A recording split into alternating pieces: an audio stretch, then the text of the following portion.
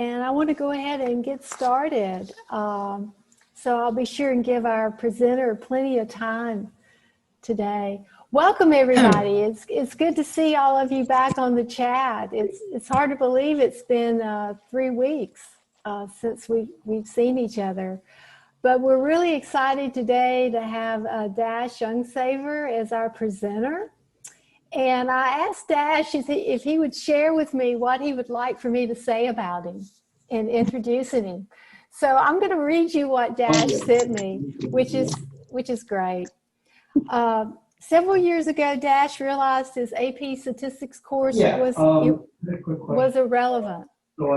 So he asked his kids what they wanted to learn about. About a month ago. Soon he and his students started exploring data sets related to policing and race, the Spurs' chance at winning the NBA title, immigration, and much more. So what I wanted to know is, that year, more students at the school passed the AP Stat exam than in the previous 16 years combined. This summer, Dash put these relevant lessons online by launching the Skew the Script website. And in addition to teaching, Dash plays the banjo. He claims that he's bad at it, but no one can tell because it's the banjo. So with that introduction, I'm going to turn it over to Dash. And Dash, thank you so much for being with us today to talk about Skew the Script. Hello, everyone. How's it going? It's exciting for me to be here. And I think it's just been such a whirlwind of a summer and year. It was like a few years ago that I was an undergrad giving a presentation at JSM, the ASA conference, and was just so honored to be just giving a research presentation. Now the chance to, as a teacher, be able to present to you all is just such an honor. So I'm really excited to share. And I'm gonna share my screen. I think I might need to be enabled to do so. And essentially I'm gonna show you all my take on how to do online learning, especially as it relates to Skew the Script and relevant teaching. And it's also going to be a run through of my first day lesson I do with students every single year, online or in person. And if you've seen the previous presentation I did with Ms. Ataro at the AP statistics online teaching seminars, it's going to be very similar to that, but hopefully we can get some different stuff in there too. So first, I would like you all to put into chat, what is the best tool for online learning that you've used or heard about?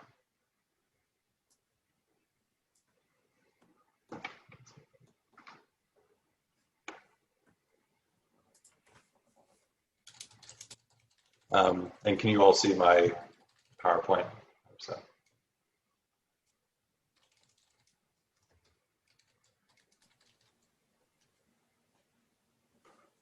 Presentation mode. Whoops. Yeah, Dash, I was going to say, put it in presentation mode. You're giving them the answer. There you go. There you go. That's good. Is it sharing the proper screen with the PowerPoint now? Actually, you're... Sorry.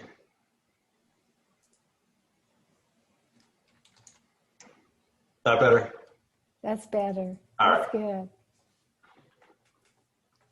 As you can see, I'm highly qualified to talk about online learning. All right. So I'm mostly seeing Desmos, Staplet, Delta Math, other things, Google Forms. And so I'm here to tell you all that unfortunately you're wrong. The best tool for online learning is making your lessons relevant. And the reason I say that is no matter how you plan to teach online or in a blended setting or whatever it is, if the content you're teaching is irrelevant and boring, students are going to use any tech issues they have as an excuse to disengage and to not engage in the lesson material anymore.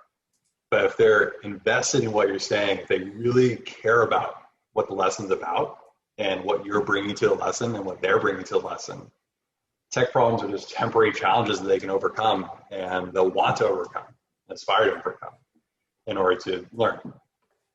So I'm going to do for you what I consider to be a good relevant lesson, and it's my day one lesson. And the way I go through it is I go through a context that's very relevant for me and myself, and then I go into contexts that are relevant for my students based on students I've had in previous years. And so I'm going to go into teacher mode for a second and go through that lesson. I'm going to pop out of teacher mode here and there to just share some thoughts. But as of right now, I'm going to go into teacher mode. So, all right. I would like to introduce you to a woman named Esther.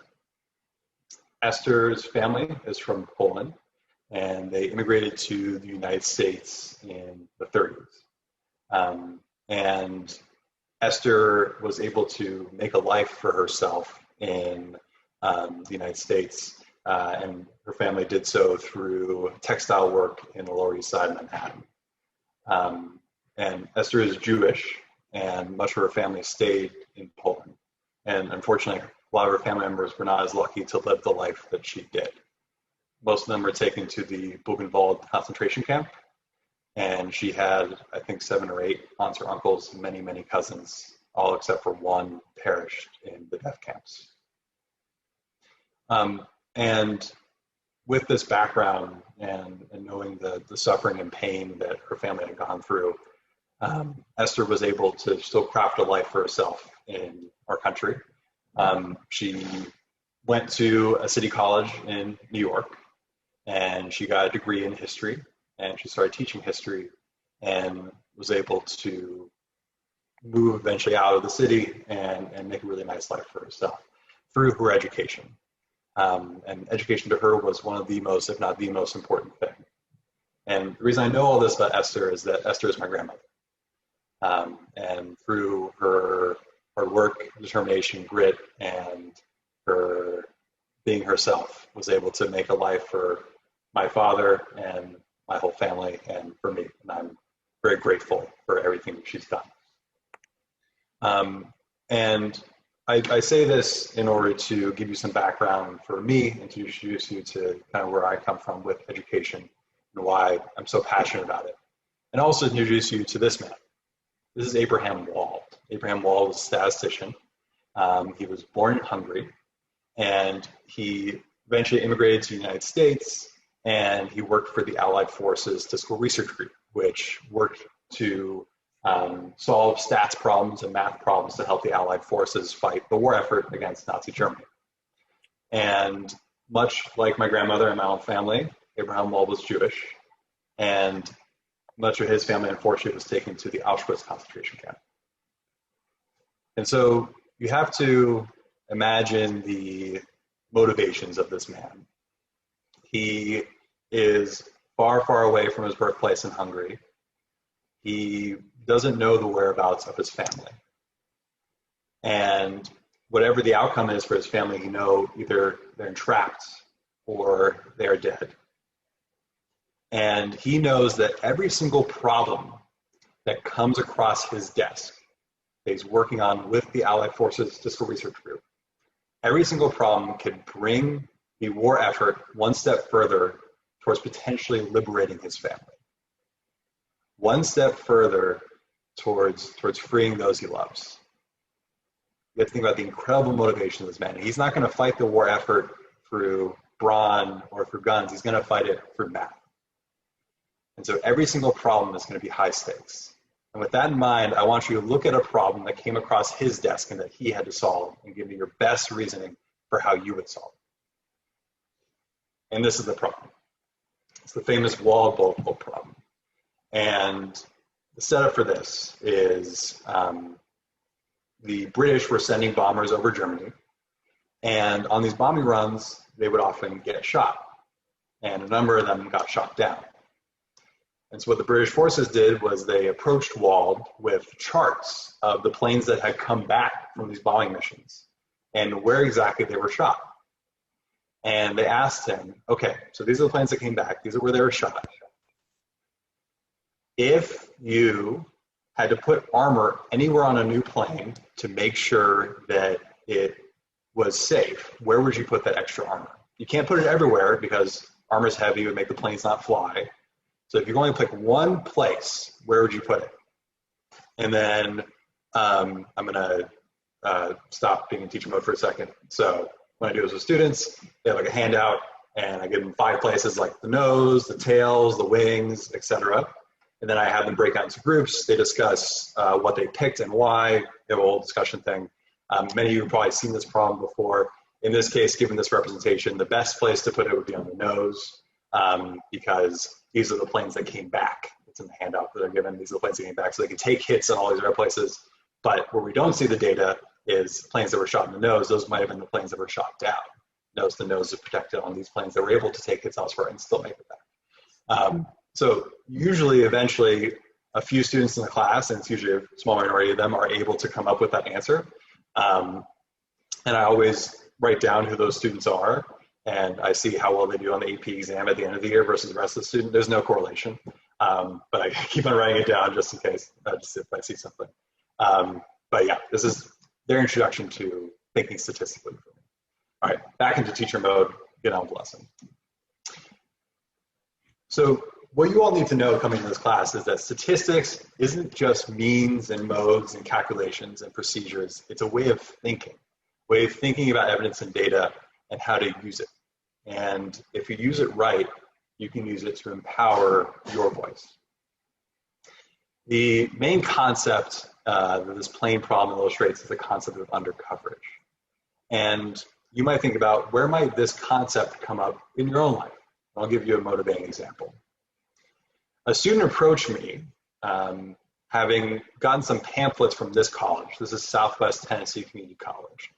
And the homepage of their website boasts this statistic: 98.5% of graduates transfer or get full-time work, 91% working in their field of study.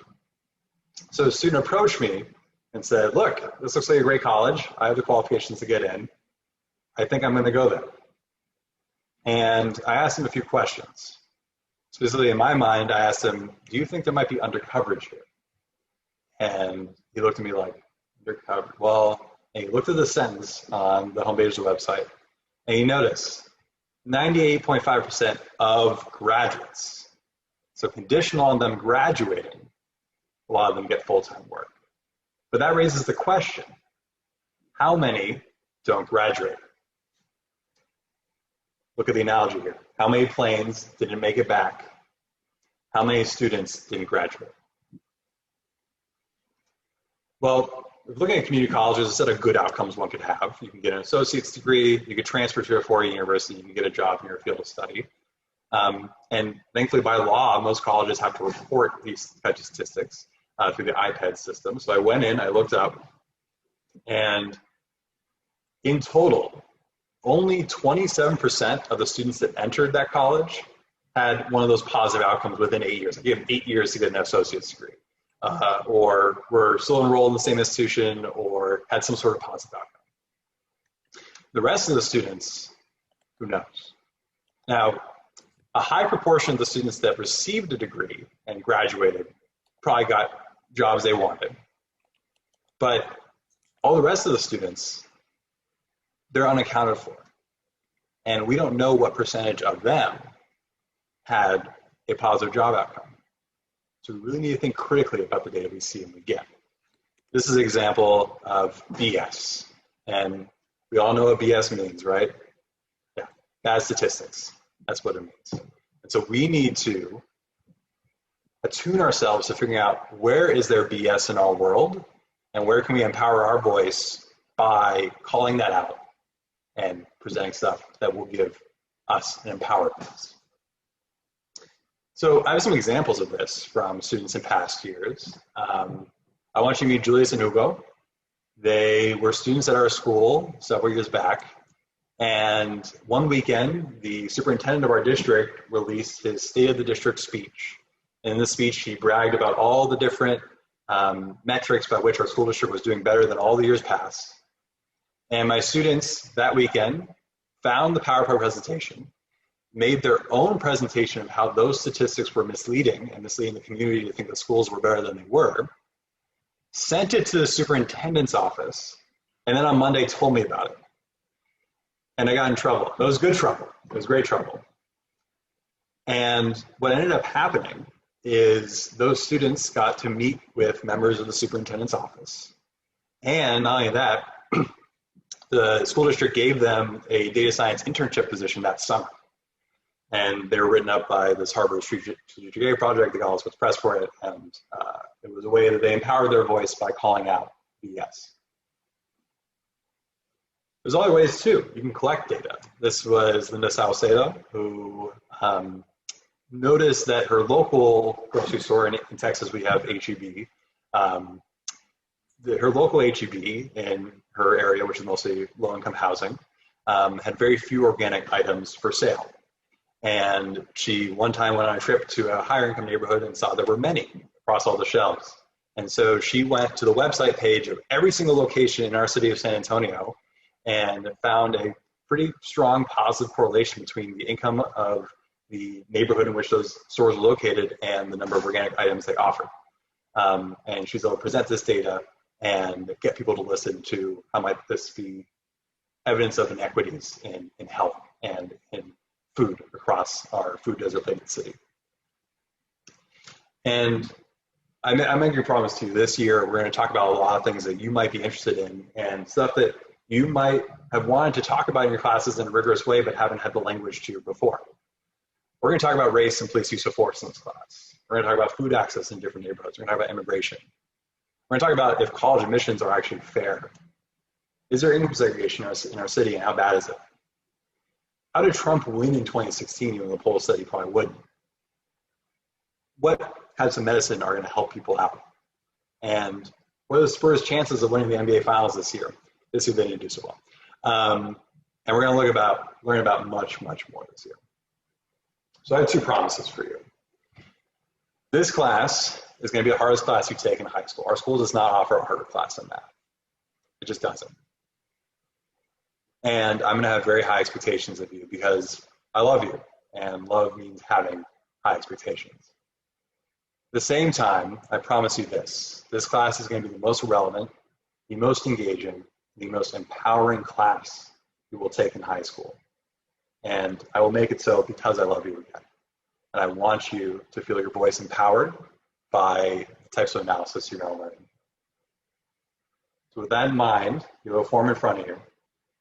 Go ahead and bubble in your choice and think about joining us this semester. That's my day one lesson.